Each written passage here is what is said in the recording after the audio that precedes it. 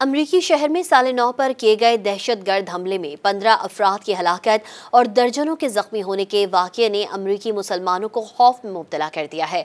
Dawn اخبار کے report کے مطابق کونسل آن امریکن اسلامک ریلیشنز اور گریٹر نیو اورلینز کی اسلامی شورا کونسل سمیت ممتاز مسلم تنظیموں نے تشدد کی شدید مذمت کی اور متاثرین سے افسوس کا اظہار کیا ہے۔ مرنے والوں میں بیٹن روج سے تعلق رکھنے والا ایک مسلمان امریکی طالب علم کریم بداوی بھی شامل ہے۔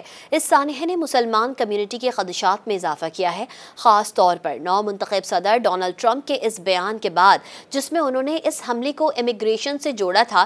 ڈونلڈ ٹرمپ نے کہا تھا کہ جب میں نے کہا کہ باہر سے آنے والے مجرم ہمارے ملک میں موجود مجرمان سے زیادہ بدتر ہیں تو ڈیموکریٹس اور فیک نیوز میڈیا نے اس بیان کی مسلسل تردید کی، لیکن یہ سچ ثابت ہوا۔ ہمارے ملک میں جرائم کی شرح اس سطح پر ہے جو پہلے کبھی کسی نے نہیں دیکھی۔ شمالی امریکہ میں مسلم شہری حقوق کی سب سے بڑی تنظیم کونسل آن امریکن اسلامی ریلیشنز نے اپنے بیان میں متاثرین کے اہل خانہ سے تعزیت کا اظہار کیا اور داعش کی جانب سے پرچار کردہ انتہا پسند نظریات کو واضح طور پر مسترد کیا۔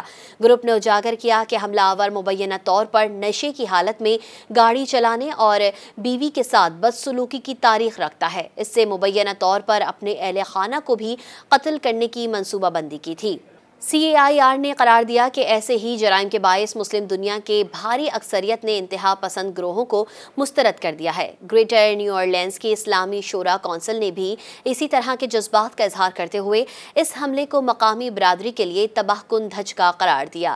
کونسل نے کہا کہ ان کی دعائیں اور ہمدردیاں اس مشکل وقت میں متاثرین اور ان کے اہل خانہ کے ساتھ ہیں۔ کونسل آن امریکن اسلامک ریلیشنز اور گریٹر نیو اورلینز کی اسلامی شورا کونسل نے مسلم کمیونٹی کی جانب سے انتہا پسند نظریات کو مسترد کرنے کا اعادہ کرتے ہوئے تشدد اور نفرت کا مقابلہ کرنے کے لیے اجتماعی کوششوں پر زور دیا، جبکہ حملہ آور شمس الدین جبار کے ہیوسٹن میں گھر کے قریب ایک مسجد میں اجتماع کے دوران زور دیا گیا کہ میڈیا کی تحقیقات کا جواب نہ دیا جائے اور FBI کی جانب سے رابطہ کرنے پر دیگر اسلامی تنظیموں سے رجوع کیا جائے۔